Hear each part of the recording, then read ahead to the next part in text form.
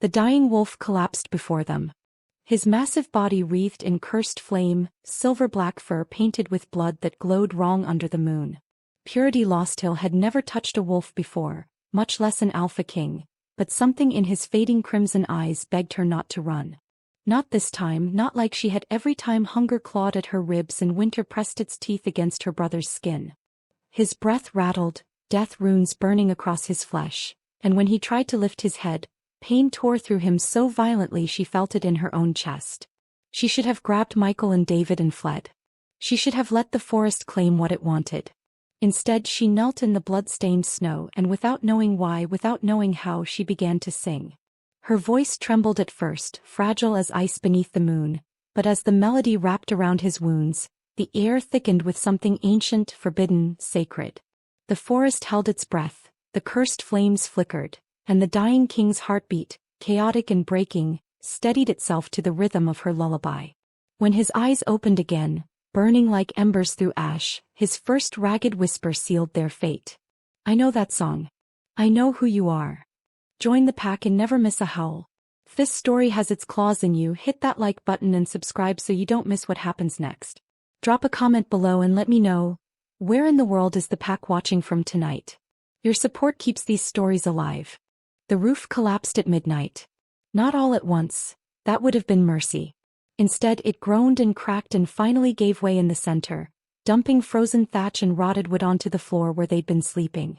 Purity jerked awake, instinctively throwing herself over Michael and David as debris rained down. The cold hit next, brutal and immediate, winter air rushing in through the gaping hole like a living predator. "We have to go," she said, voice steady even as her hands shook. "Now." Michael, 9 years old and too thin, scrambled up without question. David, barely 7, clung to the threadbare blanket they shared. "It's dark outside." "I know."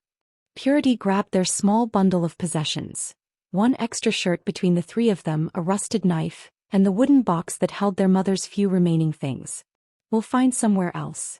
But there was nowhere else. They'd been turned away from 3 shelters already this week. Orphans, especially Losthill orphans, weren't welcome anywhere in the outer villages.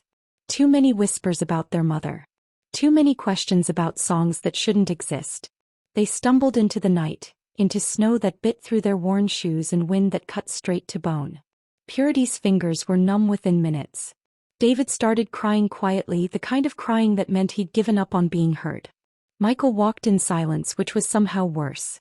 "The forest," Purity heard herself say. Michael's head snapped up. "No. Purity, we can't. We'll freeze if we don't find shelter." She was already walking toward the tree line, that dark mass of shadow where the village ended and civilization stopped. "There are caves. Hunters' cabins. Something. The law says. The law doesn't care if we die." The words came out harsher than she intended. She softened her voice. "We'll be careful. We'll stay near the edge." That was a lie. She knew it the moment they crossed into the trees. The forest didn't have edges. It had depths, and those depths swallowed everything. The snow was different here, undisturbed except for... "Wait." Michael's whisper cut through the wind. "Look." Tracks, massive paw prints, each one larger than Purity's entire hand, pressed deep into the snow. They led deeper into the trees, accompanied by something else. Drag marks. And blood. Not normal blood. This blood glowed faintly blue-violet under the moonlight, steaming where it hit the snow. "We should go back," David whispered. But Purity was already following the tracks, pulled forward by something she couldn't name. Some instinct that felt like memory, like her mother's voice whispering through her bones. The trail led to a clearing where the snow was churned and bloody, where the air itself felt wrong, thick with magic that made her teeth ache. And there, in the center of devastation, the tracks simply stopped. But the blood continued, a glowing path leading deeper into the forbidden heart of the forest, toward something that howled with a pain so raw it sounded almost human. Purity's feet moved before her mind could catch up. Behind her, Michael grabbed David's hand and followed, because staying together was the only rule that mattered anymore. The howl came again, closer now, breaking on a note that sounded like her name. The clearing opened before them like a wound in the forest. At its center lay a wolf larger than anything Purity had ever imagined, easily twice the size of a war horse, with silver-black fur that caught moonlight like broken glass. Shadow chains wrapped around his massive body, writhing and hissing like serpents made of smoke and malice. Where they touched his flesh, curse fire burned violet and wrong, eating through fur and skin with a sound like screaming metal. 6 obsidian stakes pinned the chains to the frozen earth, each one glowing with magic that made Purity's eyes water just looking at it. The wolf's chest barely moved. Blood pooled beneath him, so much blood it steamed in the cold, painting the snow in patterns that looked almost like words. Run. Michael's voice cracked. Purity, we have to run right now. It's dying, David sobbed, clutching her cloak. It's hurting so bad. The wolf's eye cracked open. Just one, the other 2 swollen and burned. But that single crimson eye found Purity across the clearing with devastating precision, and in it she saw something that stopped her heart. Recognition. Pleading. And underneath the agony something almost like hope. Don't. Michael grabbed her arm as she took a step forward. That's an alpha. Maybe the alpha. If we get close. He's dying alone. The words came out flat, final. Purity pulled free of her brother's grip. I won't watch that again. She crossed the clearing on legs that shook with more than cold. Each step felt like walking through water, the curse magic pressing against her skin with oily malevolence. The wolf watched her approach with that one burning eye, his breath rattling in his chest like broken glass. Hey, she whispered, kneeling beside his massive head. Up close, she could see the curse chains eating into him, could smell the bittersweet stench of dark magic. I'm here. You're not alone. The wolf's eye closed briefly, then opened again. And impossibly, his massive head shifted just slightly, pressing against her hand where it hovered above his blood-matted fur. Please, that gesture said. Please don't leave me. Purity's hands moved before her mind caught up, reaching for the first obsidian stake. The shadow chains recoiled from her touch, hissing like live wires. Violet lightning danced across her fingers but didn't burn. Instead it listened, the way her mother's flowers used to turn toward her voice when she sang. What are you doing? Michael had followed, dragging David with him. You can't just. She yanked the stake free. The chain flickered and screamed. The wolf convulsed, a whimper tearing from his throat that sounded too human, too broken. I'm sorry, Purity whispered, already reaching for the second stake. I'm sorry, just hold on. One by one she pulled them free. Michael helped, his small hands shaking. David pressed himself against the wolf's side, his tears freezing in silver-black fur, whispering, "Don't die, don't die, don't die," like a prayer. When the last chain shattered, the silence was absolute. The wolf collapsed completely, his body going terrifyingly still. No breath. No heartbeat she could see. Just stillness and blood and the fading glow of curse magic dying in the snow. No. Purity's voice broke. Her hands hovered uselessly, and suddenly she was 15 again and watching her mother's chest go still, feeling that same crushing helplessness. No, you don't get to die. Not after we. But he wasn't breathing. Wasn't moving. And she didn't know how to fix this, didn't know how to save anyone. She was just an orphan who couldn't even keep a roof over her brothers' heads. Her mother's voice, soft as smoke. When you don't know what to do, my little birds, sing. Purity's throat closed. Then opened. And from somewhere deep in her chest, past the fear and grief and exhaustion, came the lullaby her mother had sung when the world got too loud. When dying felt easier than living. The melody her mother had hummed with her last breath.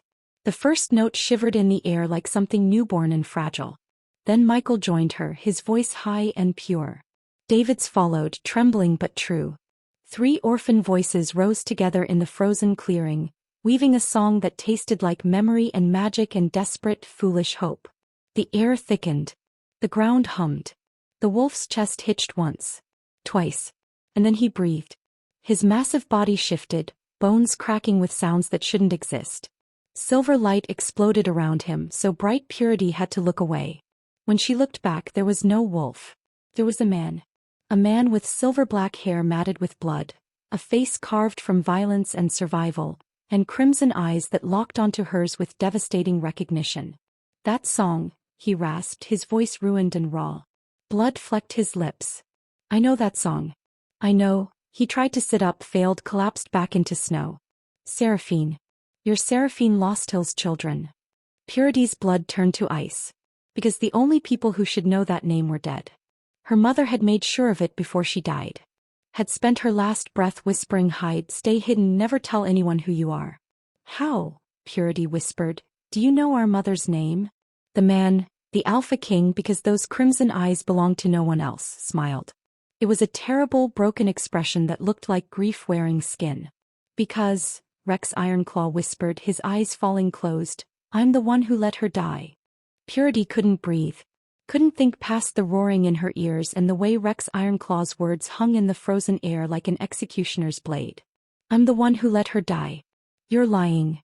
The words ripped from her throat, raw and desperate. "You didn't even know her, you couldn't have." Seraphine lost Hill. Each syllable cost him, blood bubbling at the corner of his mouth. Noble house. Peace magic. 3 children she was trying to protect when the Shadow Council. He choked, his body convulsing. "I arrived too late. I'm sorry. I'm so sorry." The apology broke something in Purity's chest. As he meant it. She could hear it in every ragged breath, see it in the way his crimson eyes filled with grief that looked 15 years old. "The song," Rex gasped, his hand reaching weakly toward her. "Where did you learn?" Michael grabbed Purity's shoulder. "We need to go. Now." He was right. Distant howls echoed through the trees, multiple voices calling and responding. Close. Too close. The King's Guard searching for their fallen leader, or worse, the assassins coming to finish what they'd started. "Can you walk?" Purity asked, even though she could see he couldn't. Even though every instinct screamed at her to grab her brothers and run. No. Rex's eyes were already glazing with fever, his body trembling violently. "Listen to me. The song you sang, that shouldn't be possible. Death curses don't break. Not for anyone, not even..." He coughed, more blood. "You need to hide. Need to run before they sense what you did. We're not leaving you here to die. I'm already dead." His laugh was wet, terrible. "But you 3, you're the last. Last of the Lost Hill line. If the council finds you..." Purity. David's voice, small and terrified. "There's something coming. I can feel it." The air had changed, grown thick with presence. More howls, closer now, forming a tightening circle around the clearing. Through the trees, Purity caught glimpses of movement. Shadows that moved too fast, too purposefully. Rex's eyes widened, lucid for just a moment. "Run. Please. Your mother gave everything to keep you safe. Don't let her sacrifice." A howl split the night, so close it rattled Purity's bones. Not a searching howl. A found howl. "Go." Rex tried to shout, but it came out as a wheeze. Michael was already pulling David toward the tree line. Purity stood frozen, torn between survival and something deeper. The way Rex looked at her like she was precious, like her life mattered more than his own. The way her mother used to look at her. "I'll find you," she promised, the words tumbling out before she could stop them. "When you're better, I'll..." "You won't see me again." Rex's eyes were closing, consciousness slipping. "Safer that way. For all of us. Just remember. Your voice is not a curse, it's..." Whatever he meant to say was lost as his body went limp, unconsciousness claiming him completely. Purity. Michael's scream shattered her paralysis. She ran. Grabbed her brother's hands and plunged into the forest, leaving Rex Ironclaw bleeding in the snow. Behind them, massive shapes burst into the clearing, wolves larger than horses, their howls shaking snow from branches. They ran until Purity's lungs burned, until David stumbled and Michael had to carry him, until the howls faded into distance. They found shelter in a hollowed tree, all 3 of them crammed inside, shaking with cold and terror and exhaustion. "He knew Mom," David whispered in the darkness. "He knew her name." "He let her die," Michael said flatly. "He said so himself." But Purity remembered the grief in those crimson eyes. Remembered the way he'd called their survival more important than his own life. Something didn't fit.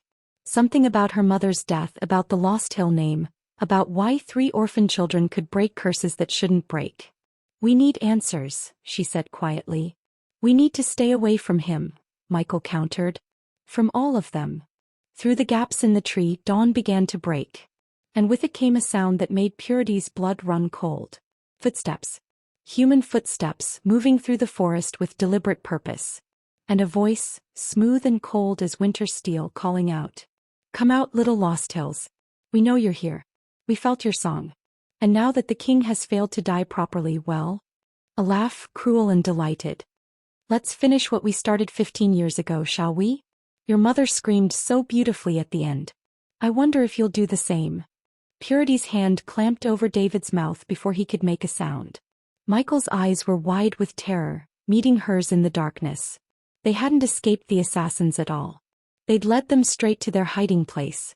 Rex woke to pain and the smell of silver root, the bitter herb his healers used to draw out curse magic. His chest felt like it had been torn open and stitched back together with broken glass. Every breath was agony. But he was breathing, which was impossible. Death curses didn't break. That was the entire point of them. Pi King. His beta, Garrett, materialized beside the bed with the kind of relief that bordered on fear. Thank the old gods. We thought, you've been unconscious for 3 days. The healer said the curse should have killed you 10 times over. Rex's mind was fog and fragments. He remembered shadow chains. Remembered violet fire eating through his bones. Remembered dying, the kind of dying where you feel your soul starting to untether from flesh. And then, who found me? His voice came out ruined, barely recognizable. Garrett exchanged glances with the head healer, an elderly woman named Mara whose hands were steady even as her expression wavered. Your guard tracked you to the clearing. The curse stakes were pulled out, the chains shattered. But you were alone, already shifted back. We brought you here immediately. Alone. Rex tried to sit up, failed, his body screaming protest. No. There were children. 3 of them. A girl, she. He stopped, the memory crystallizing with devastating clarity. She sang. Mara's face went pale. Pi King, you were delirious from the curse. There were no children. No one could have survived breaking those chains, the backlash alone. She had blonde hair. The words tumbled out faster now, urgency cutting through pain. 15, maybe 16. 2 younger boys with her, dark-haired. Ragged clothes. Starving. The girl sang a lullaby and the curse broke. He grabbed Garrett's arm with what little strength he had. Tell me you found them. Tell me they're safe. Rex. Garrett's voice was gentle, the tone he used when his king was being irrational. There were no children. Just you and blood and shattered magic. Then where are the stakes? Rex demanded. Someone pulled them out. Someone sang. He stopped, a chill running down his spine that had nothing to do with curse residue. What melody? You were humming something, Mara admitted quietly. In your fever sleep. A lullaby. Old magic, the kind that predates the packs. We couldn't place it. Rex's heart stuttered. Seraphine's song. The Lost Hill Lullaby. He forced himself upright despite his body's protests, despite Garrett trying to push him back down. They're alive. 3 of them. Seraphine's children survived. The room went deadly quiet. That's impossible, Garrett said slowly. The Lost Hill family was wiped out 15 years ago. You were there for the aftermath, you saw? I saw a burned cottage and 4 bodies. Rex's voice cracked. But Seraphine was clever. She could have hidden them, could have. The implications hit him like a physical blow. If they broke a death curse, if they used peace magic that openly, then the Shadow Council will know. They'll know the Lost Hill line survived. Pi King, you're not making sense. Send out every scout. Rex was already trying to stand, his legs shaking but holding. 3 children, orphans probably, somewhere in the outer villages. The girl will have Seraphine's eyes, silver blue. They'll be together. They'll be hiding. Rex. Yow. The command came out as a roar that sent pain lancing through his chest. The council tried to kill me to draw them out. To see if any Lost Hills still lived. And those children saved my life, which means they revealed themselves. His hands were shaking. They're being hunted right now and they don't even understand why. Garrett's expression hardened with understanding. I'll mobilize the guards immediately. But Rex, if the council knows, if they've already sent assassins, then we're already too late. Rex stumbled toward the door, ignoring Mara's protests. But I owe Seraphine a debt 15 years overdue. I won't fail her children the way I failed her. He made it 3 steps before his legs gave out. Garrett caught him, bearing his king's weight with practiced ease. You can barely stand, Garrett said quietly. How do you plan to protect 3 children you can't even find? Rex's crimson eyes burned with something beyond fever. By doing what I should have done 15 years ago. By declaring them under royal protection. By making it known that anyone who touches a Lost Hill child will answer to me personally. That will start a war with the council. Good. Rex's smile was all teeth and violence. I've been waiting for an excuse. But even as Garrett helped him back to bed, even as scouts were dispatched and the fortress mobilized, Rex's mind was caught on one terrible thought. 3 orphan children. Alone in the winter forest. With assassins who'd spent 15 years hunting for any Lost Hill survivors. Children who'd just announced their existence by breaking a curse that should have been unbreakable. He'd promised Seraphine he'd protect her family. Had made that vow the night before she died, when she'd come to him desperate and terrified, begging for sanctuary for her children. He'd failed then. Arrived too late. Found only bodies and ash. He couldn't fail again. But somewhere in the forest, a cold voice was hunting 3 children who had no idea they carried the last of a bloodline that terrified the kingdom's most powerful enemies. And Rex, still too weak to stand, could only pray they survived long enough for him to find them first. They'd been running for 3 days. 3 days of hiding in ditches and abandoned sheds, of Michael stealing bread from village doorsteps while Purity kept watch, of David's cough getting worse and his skin getting hotter. 3 days of that cold voice echoing in Purity's nightmares. Your mother screamed so beautifully at the end. They'd barely escaped the hollow tree. Barely made it out before the assassin, because that's what he was, Purity knew it in her bones, had circled close enough to hear David's terrified breathing. Only Michael's quick thinking, throwing a rock in the opposite direction, had bought them time to run. Now they huddled in what might have been a shepherd's shack once, before the roof caved in and the walls started their slow collapse inward. It wasn't shelter. It was just a different way to freeze. Purity. David's voice was paper-thin. I'm cold. I know, sweet one. She pulled him closer, sharing what little warmth she had. Michael pressed against her other side, silent and watchful in that way that meant he was terrified but trying not to show it. Just a little longer. She didn't know what that meant. A little longer until what? Until they found real shelter? Until David's fever broke or didn't? Until the assassins found them? Footsteps crunched in the snow outside. Purity's hand shot to the rusted knife she'd stolen. More of a letter opener really, but it was sharp enough. Michael grabbed David, ready to run through the back wall if needed. They'd practiced this. Knew the escape routes by heart now. The door opened slowly. Not kicked in, not forced. This opened. And there, backlit by winter sunlight, stood Rex Ironclaw.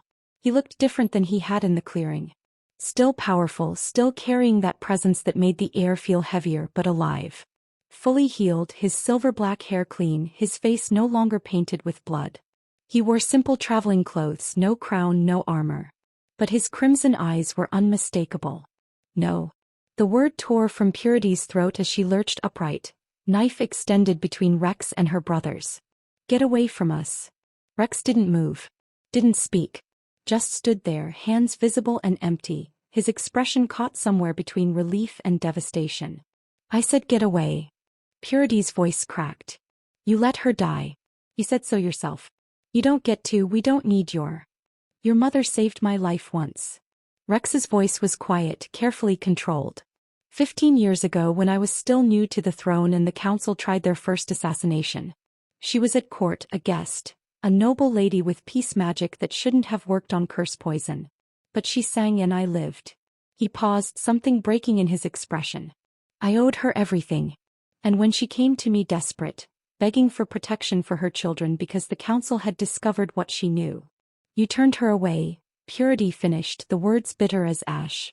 No. Rex's hands clenched into fists. I promised her sanctuary. Promised to hide all of you in the fortress where no one could touch you. But the council moved faster than I thought possible. By the time I reached your home that night. His voice failed. I was too late. I failed to save her. I won't fail you. Liar. But Purity's knife hand was shaking. You don't even know us. I know you broke an unbreakable curse. I know you have your mother's eyes and her voice and her bleeding heart that won't let anything die alone. Rex took one step inside, then stopped when Purity flinched. I know you've been running for 3 days. I know your youngest is sick with fever and your middle boy stole bread from the baker in Ashford Village and you're terrified every second of every day but you won't let them see it." Tears burned in Purity's eyes. How? As Seraphine was the same. Brave and terrified and too stubborn to stop protecting the people she loved. Rex slowly, deliberately knelt in the snow just inside the doorway. Lowered himself until his eyes were level with hers. Until he made himself vulnerable and small. "I can't bring her back. I can't undo 15 years of failing her memory. But I can keep the promise I made. I can protect you. Why should we trust you?" Michael's voice, hard and suspicious. "You shouldn't." Rex's honesty was brutal. "You should run. You should hide somewhere I can't find you." But his eyes found David, burning with fever and barely conscious. "Your brother needs a healer. Real medicine. Warmth. Food. Things I can provide." "In exchange for what?" Purity demanded. "Nothing." Rex's jaw tightened. "Seraphine gave her life to protect you. The least I can do is let you live to see tomorrow." Silence stretched between them, broken only by David's labored breathing. Purity's mind raced through possibilities, through escapes, through every survival calculation she'd learned. They could run. Leave through the back. Try to lose him in the woods. But David was dying. She could feel it in the way his skin burned, in the rattle of his breath. And Rex. Rex looked at them like they mattered. Like their lives were worth something more than the price on their heads. "How did you find us?" she asked finally. "Your song leaves traces. Magic signatures. My wolves followed them."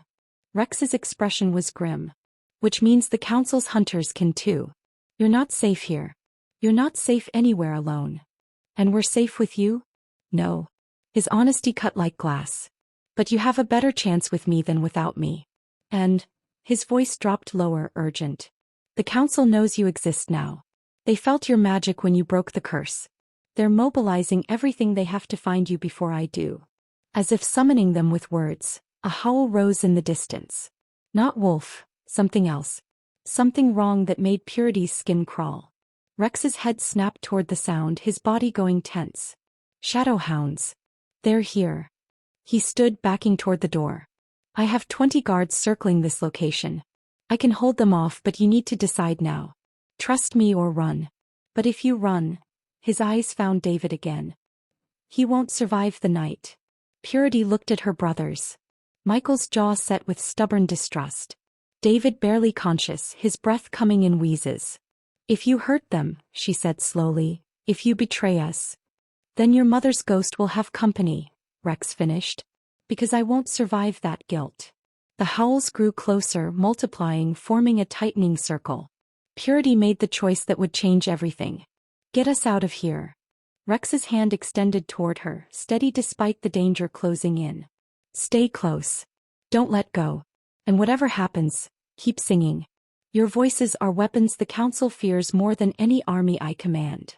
She took his hand, feeling callous strength close around her frozen fingers. Michael grabbed David, and together they stepped into the snow where Rex's guards were forming a defensive circle, their eyes glowing gold in the dying light. Behind them something crashed through the forest.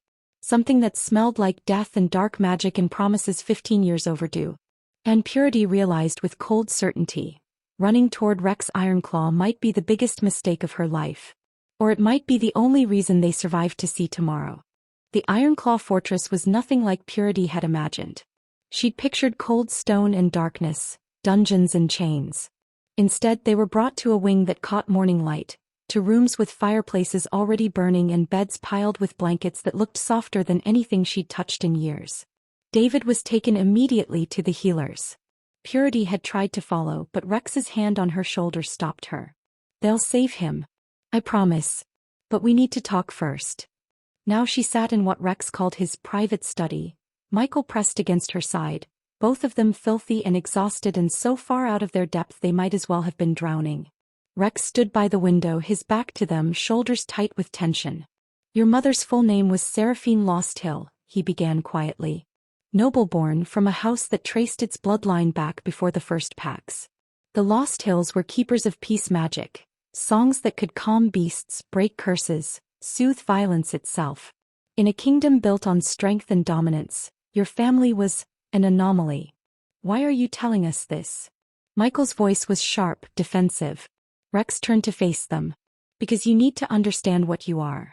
What they'll do to you if they catch you. He moved to his desk, pulled out a leather journal, old and worn. 15 years ago your mother discovered something. Evidence that several council members were planning a coup. They'd been poisoning my mind against certain pacts, manipulating territory disputes, slowly building toward civil war. Once the kingdom tore itself apart, they'd step in as peacekeepers and seize control. Purity's hands clenched in her lap. And our mother found proof? She found names, dates, transactions. Rex's jaw tightened. She came to me in secret, showed me everything. I was young then, newer to the throne, and I believed everyone around me had honor. I wanted to handle it properly, legally. So I told her to give me 3 days to gather my own evidence, to build a case that couldn't be denied. But they found out, Purity whispered. The council had spies everywhere, including in my own guard. Rex's hands gripped the desk edge hard enough his knuckles went white. They moved the next night. Sent assassins to the Lost Hill estate. Your mother. His voice cracked. She fought them.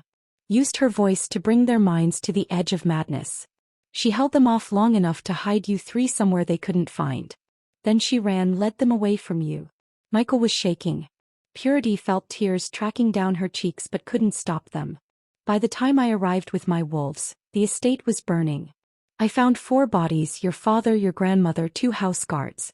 And your mother barely alive in the woods half a mile away. Rex's eyes were distant, trapped in memory. She'd been stabbed 17 times.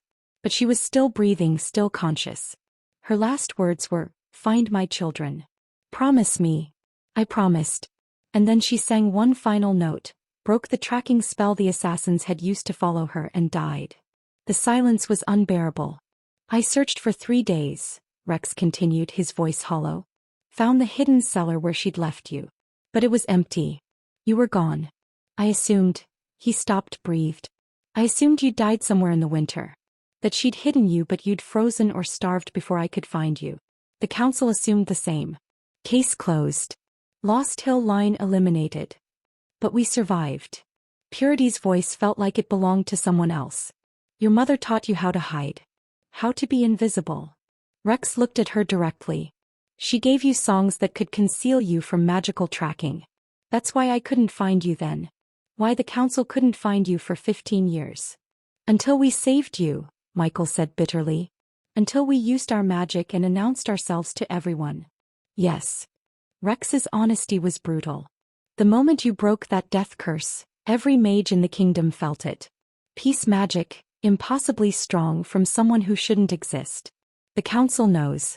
They've been hunting you since that night. Purity felt dizzy with it all. What do they want? To finish what they started. To eliminate the last witnesses to their conspiracy. Rex crossed to them, knelt so he was eye level again. But they want something else too. Your voices. Peace magic is the only counter to certain dark spells they're developing.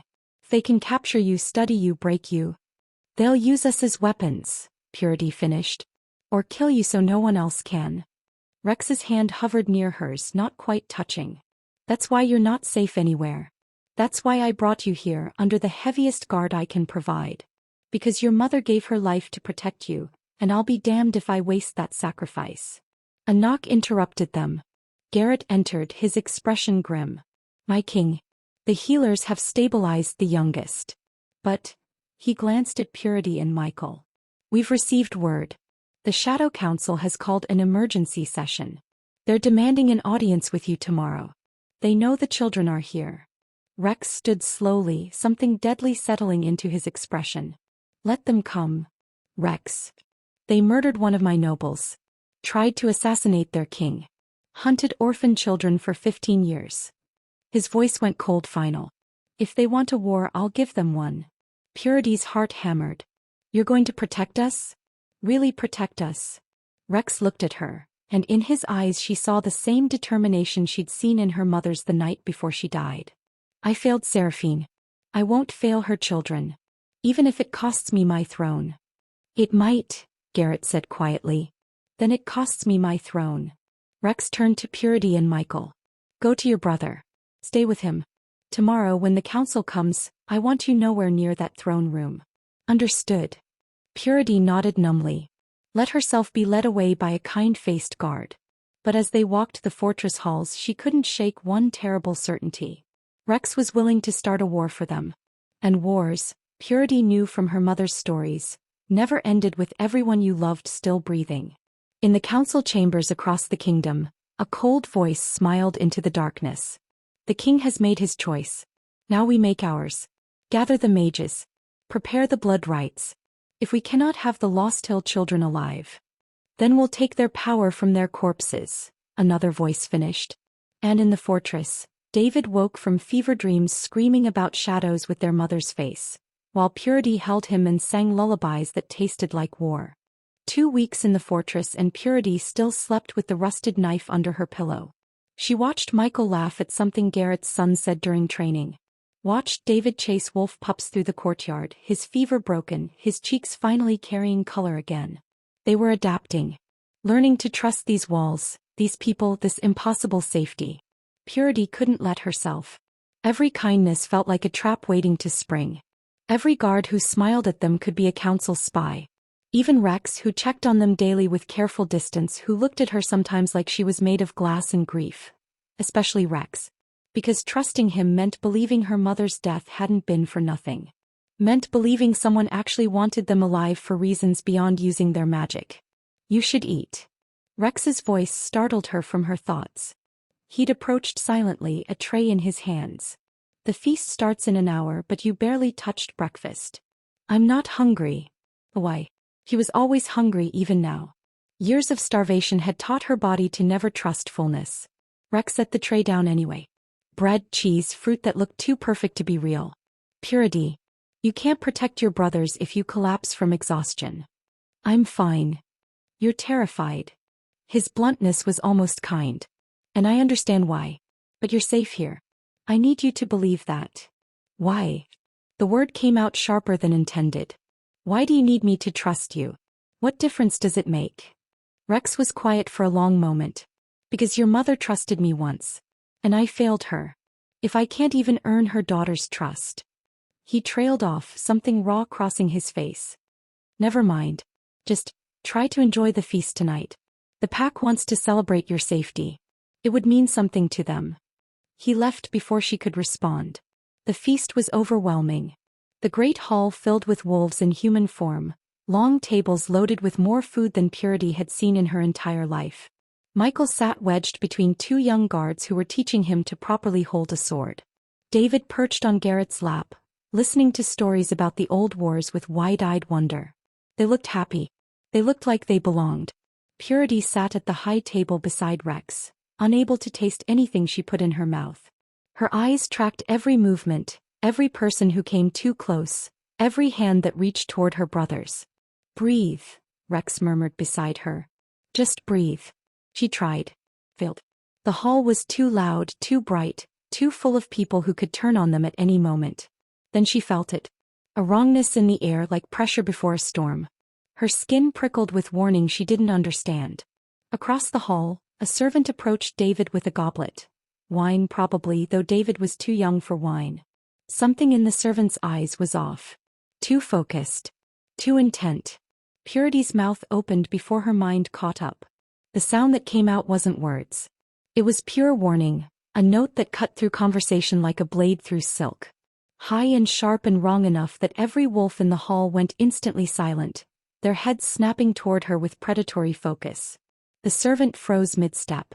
And then every guard in the room was moving, wolves shifting in explosions of fur and fangs, surrounding the servant who dropped the goblet and ran. He made it 3 steps before Garrett's jaws closed around his throat. The goblet shattered on stone. Dark liquid spread across the floor, and where it touched, the stone hissed and dissolved. Poison. Strong enough to eat through rock. Get the children out. Rex's roar shook the rafters. Guards swarmed Michael and David, who were both pale with shock. But Purity couldn't move, couldn't breathe, because she'd just done something impossible. She'd warned every wolf in the fortress simultaneously. Had sung a note that bypassed their ears and spoke directly to their instincts. The kind of magic that shouldn't exist outside of legends. Rex's hand found her shoulder, steadying as the hall erupted into controlled chaos. Are you hurt? She shook her head, unable to speak. That song. He stopped, his crimson eyes wide with something between awe and terror. Purity, that was a command song. Pack-level magic.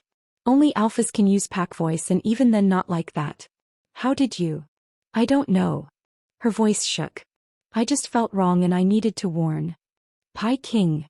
A guard burst through the doors, blood on her uniform. 3 more assassins attempted entry through the kitchens. Shadow Council marks on their arms.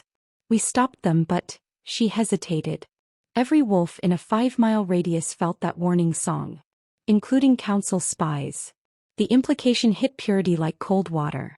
She hadn't just revealed her power to the fortress. She'd announced it to the entire region. Every enemy, every spy, every dark mage looking for Lost Hill children to capture or kill. Rex's jaw tightened. Lockdown protocol. No one in or out. Double the children's guard. He looked at Purity and she saw her own fear reflected in his eyes. We need to talk. Now. They found Michael and David in their rooms, surrounded by guards, both trying to be brave and failing. Purity pulled them close, felt their hearts hammering against hers. What happened? Michael whispered. That sound you made. I don't know. But that was a lie. Deep down she knew exactly what had happened. Her mother's magic, dormant and hidden for 15 years, was waking up. And it was stronger than anyone had expected. Rex entered, closed the door. His expression was grim. The assassin talked before he died. The council is mobilizing everything they have. They felt your power, Purity. They know exactly how strong you are now. What does that mean? David's voice was small. It means, Rex knelt before them. It means they'll stop at nothing to capture you. That warning song you sang? It's the kind of magic that could unite or destroy entire packs. In the right hands it could end wars. In the wrong hands, it could start them, Purity finished. Her hands were shaking. I'm sorry. I didn't mean to. Don't. Rex's voice was firm. You saved your brother's life. That's all that matters. He stood, his alpha presence filling the room. But we can't stay on the defensive anymore. The council knows you're here. They know what you can do. They'll attack with everything they have. So what do we do? Michael asked, trying to sound brave. Rex's eyes met Purity's, and in them she saw a terrible decision being made. We train you. All 3 of you. Teach you to control your magic, to defend yourselves. And when the council comes, because they will come, we make sure you're ready. Ready for what? Purity whispered. Rex's smile was all teeth and violence. To show them exactly why the Lost Hill bloodline terrified them enough to commit genocide. Outside, in the darkness beyond the fortress walls, shadow mages felt the echo of that warning song and smiled. They'd been hunting blind for 15 years. Not anymore. Now they knew exactly where to strike. And exactly what prize awaited them if they succeeded. The war for the last Lost Hill children had just begun. And Purity, holding her brothers close while wolves circled their room in protection, realized with cold certainty, Rex couldn't save them from what was coming. She would have to learn to save herself. Rex came to her room 3 nights after the feast, when the fortress was locked down tighter than a tomb and Michael and David were finally sleeping without nightmares. Purity sat by the window, watching torches burn along the walls, counting guards like she counted heartbeats, measuring safety in numbers that never felt like enough. I have a solution, Rex said quietly from the doorway. You won't like it. She didn't turn. Tell me anyway. There's a sanctuary. Deep in the northern mountains, protected by magic older than the packs. A place where the council's tracking spells can't reach. He moved closer, his reflection appearing in the window glass beside hers. I can take you there. You and your brothers. Hide you so completely that even I couldn't find you again. And you never sing. Not a note, not a hum, not a whisper of magic. You bury your voices so deep that nothing can detect them. You live quiet, hidden, safe. His reflection's eyes found hers. You survive. Purity's hands clenched in her lap. That's your solution? We disappear. Become nothing. You become safe. Rex's voice carried an edge of desperation. The council can't kill what they can't find. In 20 years, 30, when their mages are dead and the conspiracy has crumbled, Maybe then you could come back. Could live openly. Maybe. The word tasted like ash. And maybe in 30 years Michael will have forgotten how to be brave. David will have forgotten our mother's face.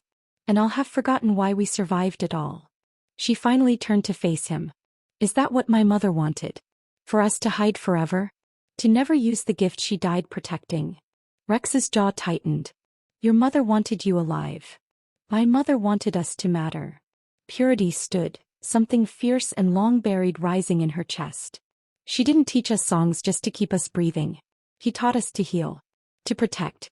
To break curses that shouldn't break. And you want me to bury all of that because it's dangerous? Yes. Rex's alpha presence flooded the room, making the air heavy. Because I can't protect you from an entire kingdom's worth of dark mages.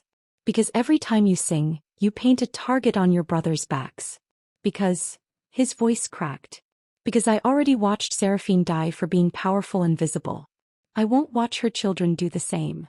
The silence stretched between them, sharp with grief and fear and something that felt like understanding. I'm tired, Purity said finally, her voice quiet but steel underneath. Tired of hiding. Tired of being nobody, in villages that won't even let us freeze to death inside their walls.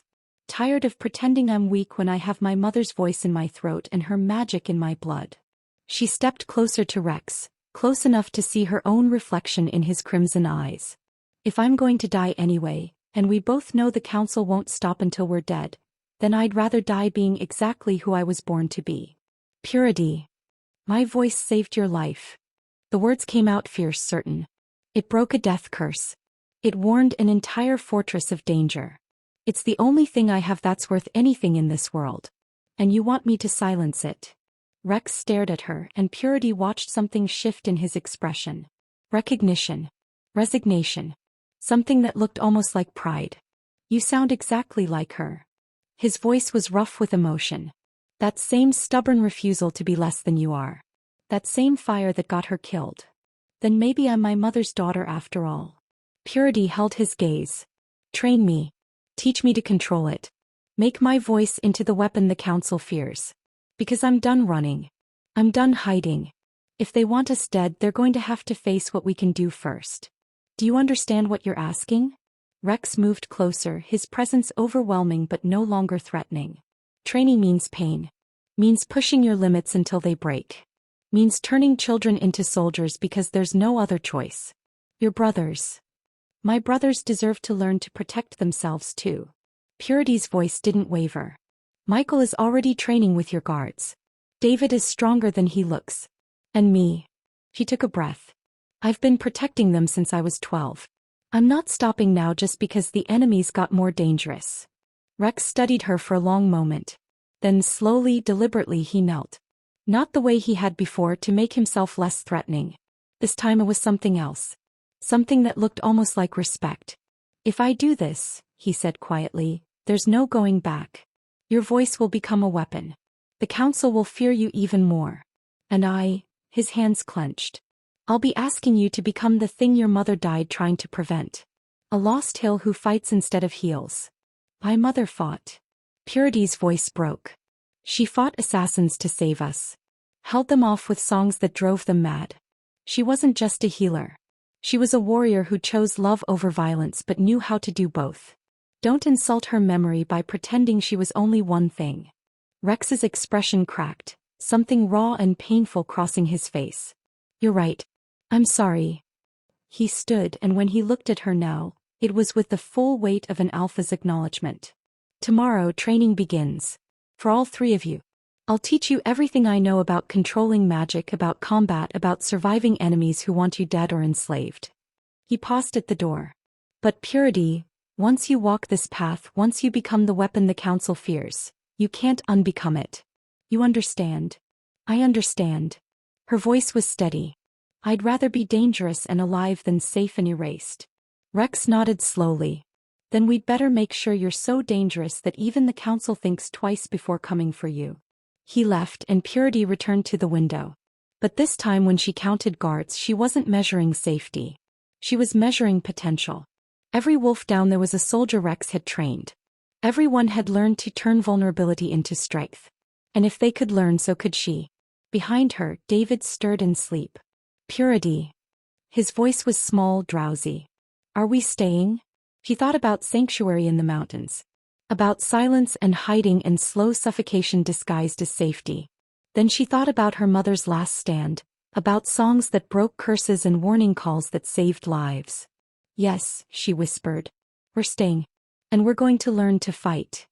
David's breathing evened out, peaceful again.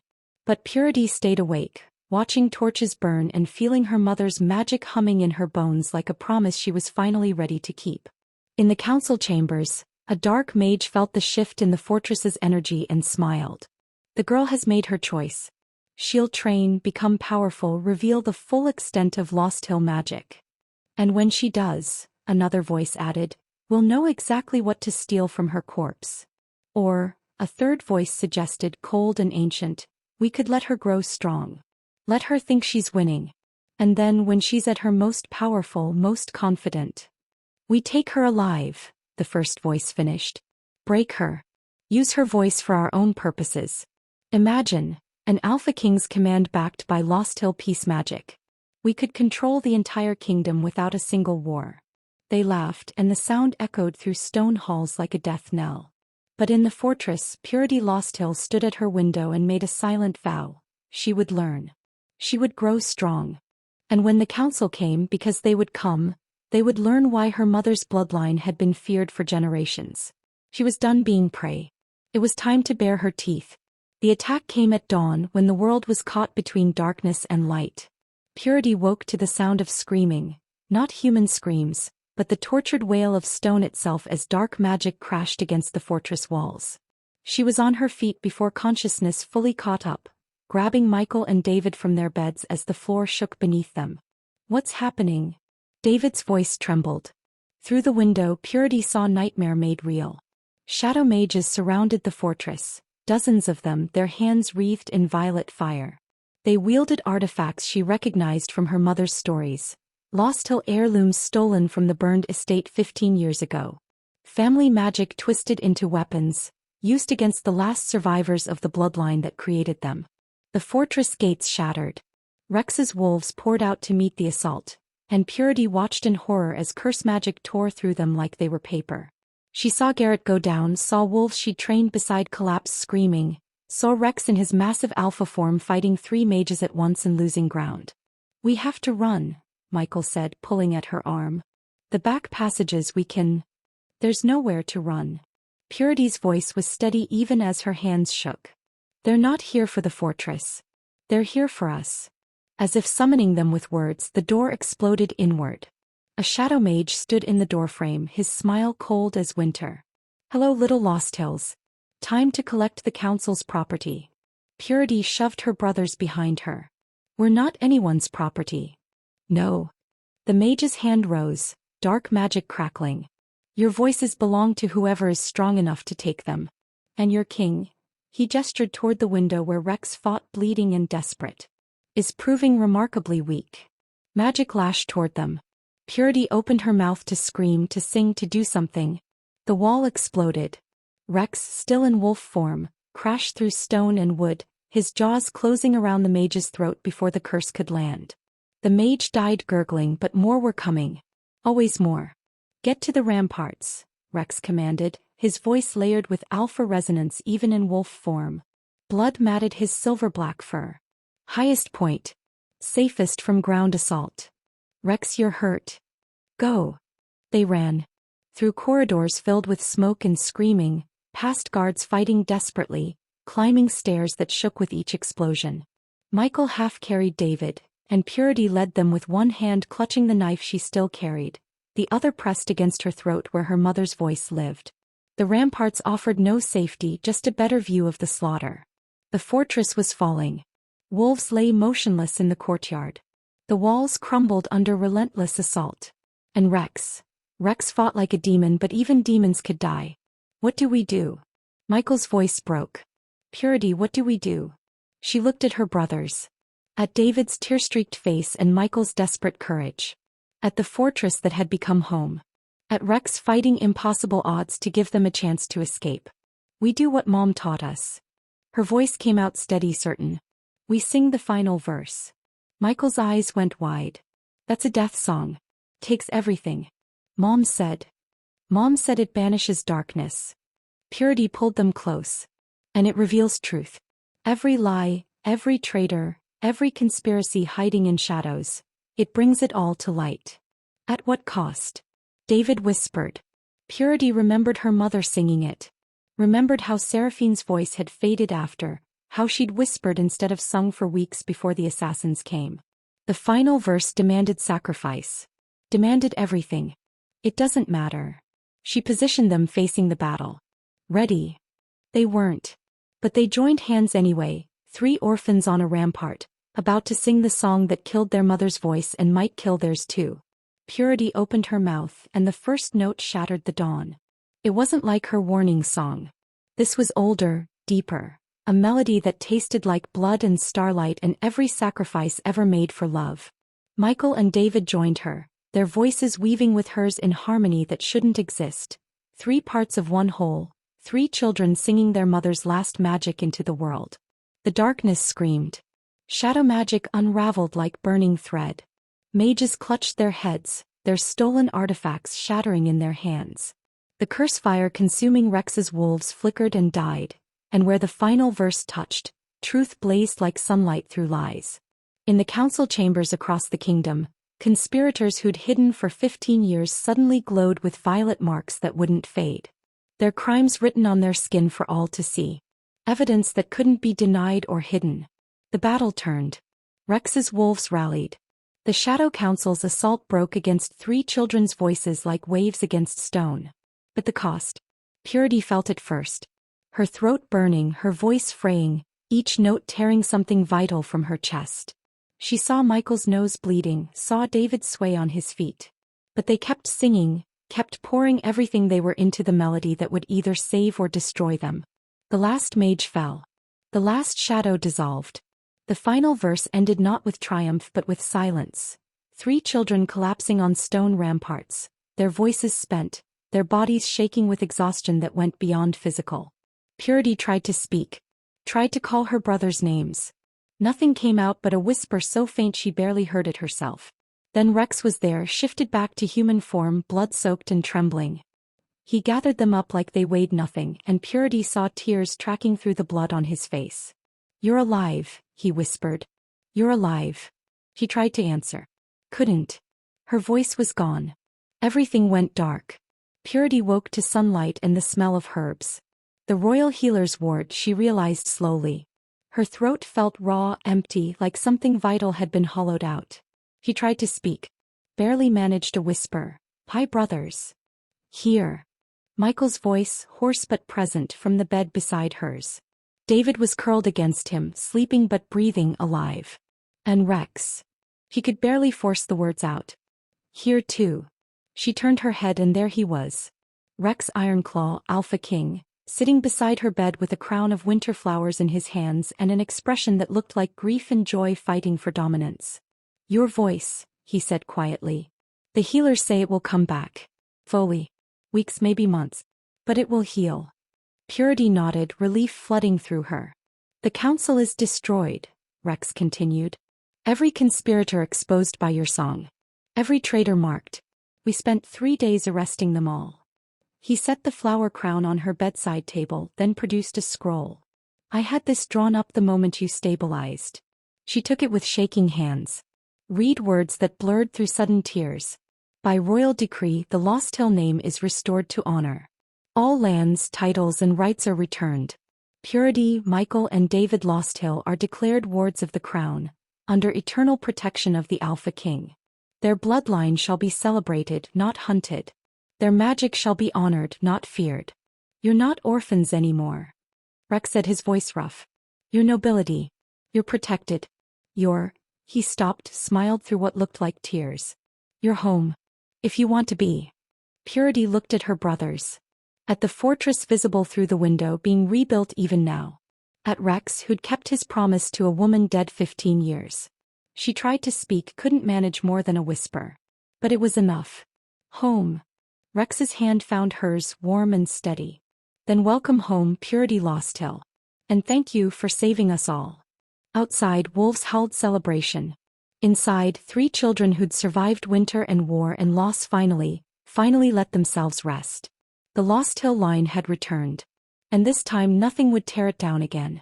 Purity closed her eyes, Rex's hand still holding hers, and for the first time in 15 years, she felt safe enough to truly sleep.